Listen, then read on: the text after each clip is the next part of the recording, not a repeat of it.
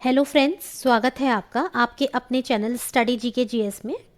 जैसा कि आप जानते हैं, आपका जो यूनिट 1 है उसका जो 4th पॉइंट है आपका, उसमें से संबंधित मैं सारे इंपॉर्टेंट फैक्ट्स करा रही थी। आप देखिए, यहाँ तक ये सारा मैं करा चुकी हूँ कवर, ये आप जितना भी देख रहे हैं। और देखिए, ये जो आपका टॉपिक है उसका क्या नाम है ये भी मैं आपको दिखा देती हूँ। ये देखिए, ये है आपका विज्ञान के क्षेत्र में नवीनतम शोध। यह आपका यूनिट 1 का, यूनिट 1 का 4th वाला मेन टॉपिक है। तो चलिए आइए अब हम इसमें शुरुआत करते हैं और देखते हैं हमारा पहला पॉइंट जो है वो कौन सा है। देखिए, मैं आपको सब करा चुकी हूँ यहाँ तक, जितना भी आप देख रहे हैं। तो चलिए देखते हैं। एआई संचालित भारतीय भाषा अनुवाद टूल का नाम क्या है? एआई संचालित भारतीय भाषा टूल का नाम क्या है जो भाषण के रियल टाइम अनुवाद के लिए उपयोग किया जाता है? ये है आपका भाषिणी। भाषिणी से क्या है, जो भी भाषण दिया जा रहा है उसको उसी वक्त दूसरी भाषा में अनुवाद कर दिया जाएगा जिसमें आप चाहते हैं। ठीक है, ये एआई संचालित भारतीय भाषा अनुवाद टूल है। कौन सा? भाषिणी। नेक्स्ट देखिए, इस एआई टूल का अनावरण कहाँ किया गया? तो इसका अनावरण किया गया काशी तमिल संगमम, वाराणसी, उत्तर प्रदेश। काशी तमिल संगमम, वाराणसी, उत्तर प्रदेश। अगला देखिए, भारत ने किस वर्ष एक टीवी उन्मूलन का लक्ष्य रखा? तो ये रखा है वर्ष 2025 ने। भारत ने किस वर्ष तक टीवी उन्मूलन का लक्ष्य रखा है? तो ये रखा है 2025 तक। अगला देखिएगा, विश्व स्वास्थ्य संगठन ने किस देश को मलेरिया मुक्त घोषित किया है? तो मिस्र को। माँ से मलेरिया, माँ से मिस्र, ऐसे ध्यान रख सकते हो तो रख लीजिएगा। किसने घोषणा की है कि भारत में ट्रैकोमा एक सार्वजनिक स्वास्थ्य समस्या नहीं रहा? कौन सा? ट्रैकोमा। ये घोषणा की है WHO ने कि भारत में ट्रैकोमा एक सार्वजनिक पब्लिक हेल्थ इशू या प्रॉब्लम नहीं है अब। ठीक है, आगे देखिएगा, भारत ये उपलब्धि हासिल करने वाला दक्षिण पूर्व एशिया क्षेत्र का कौन सा देश बन गया है? तो ये तीसरा देश बन गया है। भारत ने किस नई ऑनलाइन वैक्सीन प्रबंधन पोर्टल को लॉन्च किया? तो ये किया है यूविन। भारत ने किस नई ऑनलाइन वैक्सीन प्रबंधन पोर्टल को लॉन्च किया है? तो यूविन।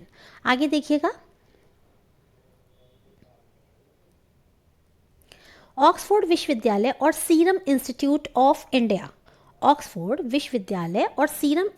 ऑफ इंडिया ने दुनिया का दूसरा मलेरिया टीका विकसित किया है। उसका नाम क्या है? वैक्सीन R21 और मैट्रिक्स-M।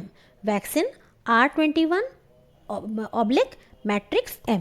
अगला देखिएगा, किस देश ने दुनिया का पहला मेनिंजाइटिस, कौन सा? मेनिंजाइटिस टीका लॉन्च किया? तो ये है, इसका नाम क्या है? देखिए, MEN5CV। मेनिंजाइटिस से MEN5CV, और ये कंट्री है आपका नाइजीरिया। अगला देखिए, भारत का पहला स्वदेशी रूप से विकसित हेपेटाइटिस ए का टीका कौन सा है? तो ये है आपका हेपेटाइटिस का, कौन सा? हेपेटाइटिस का हैवी-श्योर। यह टीका किसके द्वारा लॉन्च किया गया है? कि भारत का पहला प्रदूषण नियंत्रण पोत समुद्र प्रताप। कौन सा? भारत का पहला प्रदूषण नियंत्रण पोत कौन सा? समुद्र प्रताप है। ये किसने लॉन्च किया है? गोवा शिपयार्ड लिमिटेड, GSL ने। Goa shipyard limited, GSL। किस राज्य सरकार ने किसानों की आय बढ़ाने के लिए कार्बन क्रेडिट प्रदान करने का निर्णय लिया है? तो यह निर्णय लिया है किसने? यूपी की गवर्नमेंट ने। आगे देखिए, किस राज्य सरकार ने मित्र वन स्थापित करने का निर्णय लिया? मित्र वन स्थापित किए हैं किसने? यूपी गवर्नमेंट ने। ठीक है, यह किस अभियान का हिस्सा है? वृक्षारोपण जन अभियान 2024। कौन सा? वृक्षारोपण जन अभियान 2024। वृक्षारोपण जन अभियान 2024। COP29 कहाँ आयोजित किया गया? तो ये आपका आयोजित किया गया 11 से 22 नवंबर 2024 तक बाकू, अजरबैजान में। कौन सा अभ्यारण्य भारत में कुर्नो राष्ट्रीय उद्यान के बाद चीता के लिए दूसरा घर बना है? तो ये बना है गांधी सागर वन्य जीव अभ्यारण्य। कौन सा? गांधी सागर वन्य जीव अभ्यारण्य। और ये आप बताइएगा कमेंट करके कि ये कहाँ पर है। आगे देखिए, दक्षिण भारत का पहला और देश का सबसे बड़ा दक्षिण भारत का तो पहला है, लेकिन देश का सबसे बड़ा तेंदुआ सफारी का उद्घाटन कहाँ किया गया? तो ये किया गया है Bannerghatta biological park. Bannerghatta biological park जो कि आपका बंगलुरु कर्नाटका में है। आगे देखिए, अंतर्राष्ट्रीय बिग कैट अलायंस की स्थापना को किसने मंजूरी दी? तो अंतर्राष्ट्रीय बिग कैट अलायंस की स्थापना को मंजूरी दी है प्रधानमंत्री श्री नरेंद्र मोदी जी की अध्यक्षता में केंद्रीय मंत्रिमंडल ने। आगे देखिएगा, इसका मुख्यालय कहाँ बनाया गया? तो इसका मुख्यालय बनाया गया है, कहाँ बनाया जाएगा? भारत में। जलवायु सम्मेलन 2024 कहाँ आयोजित हुआ? मुंबई, महाराष्ट्र में। कौन सा? जलवायु सम्मेलन 2024। इसकी थीम क्या थी? भारत के लिए हरित परिवर्तन का विश्लेषण। भारत के लिए हरित परिवर्तन का विश्लेषण। अब देखिए, कौन सा टाइगर रिजर्व भारत का पहला अंतर्राष्ट्रीय डार्क स्काई पार्क बना? कौन सा टाइगर रिजर्व भारत का पहला अंतर्राष्ट्रीय डार्क स्काई पार्क बना? तो ये आपका बना है कौन सा? पेंच टाइगर रिजर्व। कौन सा? पेंच टाइगर रिजर्व, महाराष्ट्र का। अगला देखिएगा, सभी के लिए प्रारंभिक चेतावनी। सभी के लिए प्रारंभिक चेतावनी पहल किसने लॉन्च किया है? तो ये किया यूएन। किसने? संयुक्त राष्ट्र ने। इस पहल का उद्देश्य क्या है? किसका? सभी के लिए प्रारंभिक चेतावनी। इसका जो उद्देश्य है क्या है? तो वो है आपका वर्ष 2027 तक सभी को खतरनाक मौसम और प्राकृतिक आपदाओं से बचाना। वर्ष 2027 तक सभी को खतरनाक मौसम और प्राकृतिक आपदाओं यानी कि नेचुरल कैलेमिटीज से बचाना। अगला देखिए, विश्व जलवायु कार्यवाही शिखर सम्मेलन 2023 या कोप 28 का आयोजन कहाँ हुआ? तो ये था आपका दुबई, यूएसए में। किसका? कोप 28 का। आगे देखिएगा, ओजोन परत के संरक्षण के लिए, किसके? ओजोन परत के संरक्षण के लिए अंतर्राष्ट्रीय दिवस कब मनाते हैं? 16 सितंबर। 2024 के वर्ष का विषय क्या था? तो ये था आपका किसका? जो आपका ओजोन परत के संरक्षण के लिए जो आप ये ओजोन डे मनाते हैं ना, उसका विषय कह रहे हैं। तो देखिए, मॉन्ट्रियल प्रोटोकॉल, जलवायु कार्रवाई को आगे बढ़ाना। डीआरडीओ ने किसे स्वदेशी रूप से डिजाइन और विकसित हल्के टैंक का अनावरण किया? तो ये किया जोरावर। डीआरडीओ ने जोरावर जो आपका स्वदेशी रूप से डिजाइन और विकसित है, क्या है ये? हल्का टैंक है ना, इसका अनावरण किया।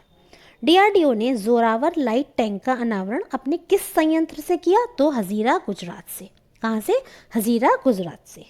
अगला देखिए, इसके विकास के लिए अनुमानित समय रेखा क्या है? तो इसकी अनुमानित समय रेखा है वर्ष 2027। इस टैंक को किसके सहयोग से डिजाइन किया गया? तो L&T है ना, लार्सन एंड टर्बो या टर्बो। नेक्स्ट देखिएगा, डीआरडीओ ने निजी क्षेत्र की कितनी नई परियोजनाओं को मंजूरी दी है? तो 7 परियोजनाओं को। डीआरडीओ है ना, डीआरडीओ की फुल फॉर्म पता हो तो बताइए। इन परियोजनाओं को किस योजना के तहत मंजूरी दी गई? तो देखिए, प्रौद्योगिकी विकास कोष योजना के तहत। कौन सी? प्रौद्योगिकी विकास कोष योजना के तहत। भारतीय सेना के लिए कौन सा स्वदेशी आत्मघाती ड्रोन विकसित किया है? भारतीय सेना के लिए कौन सा स्वदेशी आत्मघाती ड्रोन विकसित किया है? तो नागास्त्र 1। कौन सा? नागास्त्र 1। इसे किसने विकसित किया? Solar industries, Nagpur. डीआरडीओ ने किस राज्य में सबमर्सिबल, कौन सा? Submersible platform for acoustic characterization and evaluation यानी स्पेस का उद्घाटन किया? तो ये किया है केरल के इडुक्की में। ठीक है। किस आईआईएम ने रक्षा स्टार्टअप को बढ़ावा देने के लिए स्टार्टबर्स एरोस्पेस के साथ सहयोग किया है? तो ये है आईआईएम मुंबई ने। अगला देखिए, स्काईरूट एरोस्पेस ने किस रॉकेट के चरण 2 का सफल परीक्षण किया? स्काईरूट एरोस्पेस ने किस रॉकेट के चरण 2 का सफल परीक्षण किया? तो देखिए, विक्रम फर्स्ट रॉकेट का। विक्रम 1 स्पेस लॉन्च वाहन को क्या कहा जाता है? तो कलाम 250। विक्रम 1 स्पेस लॉन्च वाहन को क्या कहा जाता है? कलाम 250। किस देश का पहला निजी रूप से विकसित रॉकेट लॉन्च के बाद फट गया? देखिए, है ना, ये निजी रॉकेट था, निजी रूप से विकसित रॉकेट था और ये लॉन्च के बाद फट गया, जापान का। डीआरडीओ द्वारा किस स्वदेशी असॉल्ट राइफल का अनावरण किया गया? उग्रम यदि पूछा जाए बताइए उग्रम क्या है, तो आपको पता होना चाहिए, ये एक असॉल्ट राइफल है। एशिया का सबसे बड़ा विमानन कार्यक्रम विंग्स इंडिया 2024 का आयोजन कहाँ पर हुआ? तो ये हुआ है बेगमपेट एयरपोर्ट, हैदराबाद। कहाँ पर? बेगमपेट एयरपोर्ट, हैदराबाद। ठीक है, देखिए बेगमपेट एयरपोर्ट, हैदराबाद। 12वां जैव ऊर्जा शिखर सम्मेलन कहाँ आयोजित किया गया? नई दिल्ली। 2 दिवसीय रोबोट प्रतियोगिता डी रोबोकॉन इंडिया की मेजबानी किसने की? आईआईटी दिल्ली और प्रसार भारती ने। संयुक्त राष्ट्र ने घोषणा की कि वर्ष 2025 में किसके रूप में नामित किया जाएगा? तो ये किया जाएगा क्वांटम विज्ञान और प्रौद्योगिकी का अंतर्राष्ट्रीय वर्ष। कौन सा? क्वांटम विज्ञान और प्रौद्योगिकी का अंतर्राष्ट्रीय वर्ष। ये किसने कहा है? संयुक्त राष्ट्र ने घोषणा की है कि 2025 को हम इस रूप से नामित करेंगे। अगला देखिएगा,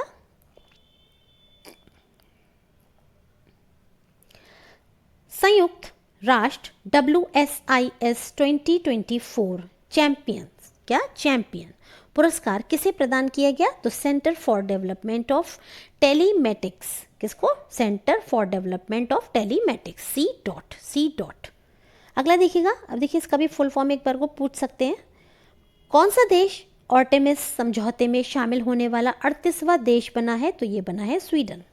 आर्टेमिस समझौते क्या हैं? बाहरी अंतरिक्ष के लिए गैर बाध्यकारी व्यवस्थाओं की श्रृंखला।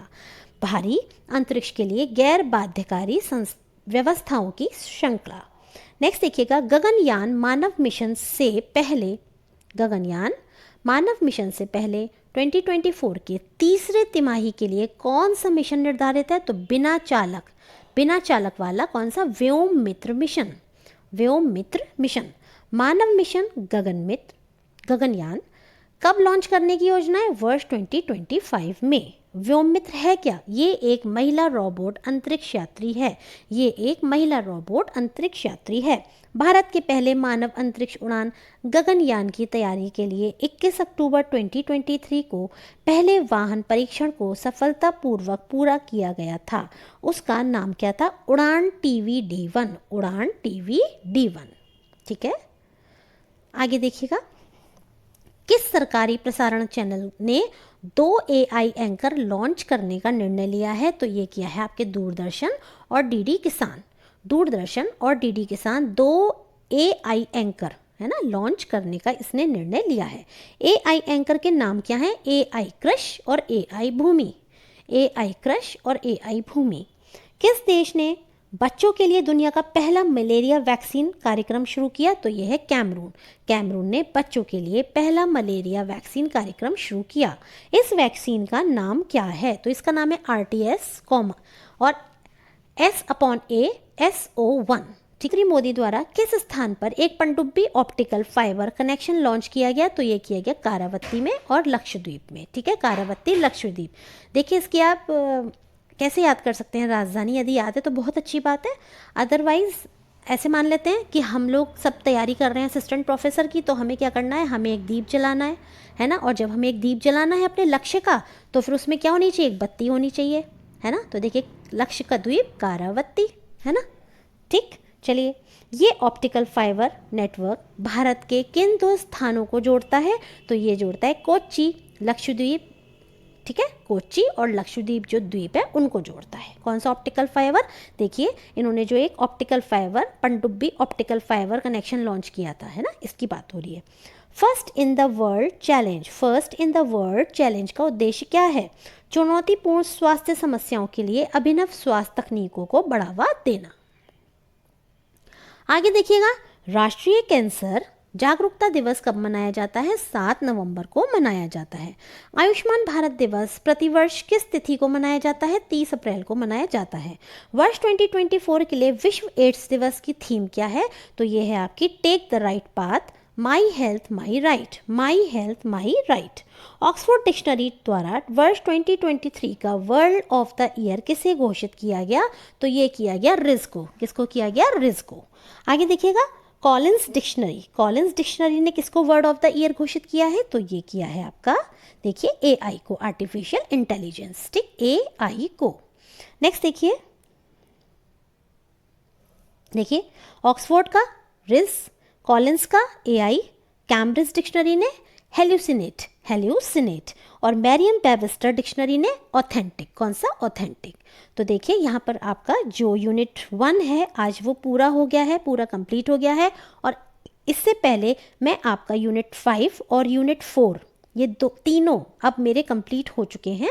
अगर आप चाहते हैं इनको देखना तो आप मेरे चैनल पे जाकर प्लेलिस्ट में जाइएगा, वहाँ पे आपको ये तीनों यूनिट्स पूरी पूरी मिलेंगी और ये छोटे छोटे पार्ट्स में मैंने डिवाइड कर रखी हैं, ठीक है। और अब मैं यूनिट 2 स्टार्ट करने वाली हूँ और उम्मीद करती हूँ आप सबको मेरा जो चैनल है, जो मेरा कहना चाहिए पढ़ाने का तरीका है, शायद वो पसंद आ रहा होगा। यदि आपको पसंद आ रहा हो तो प्लीज़ आप चैनल को लाइक कीजिएगा और सब्सक्राइब कीजिएगा और अपने सुझावों को कमेंट के माध्यम से बताइएगा। धन्यवाद।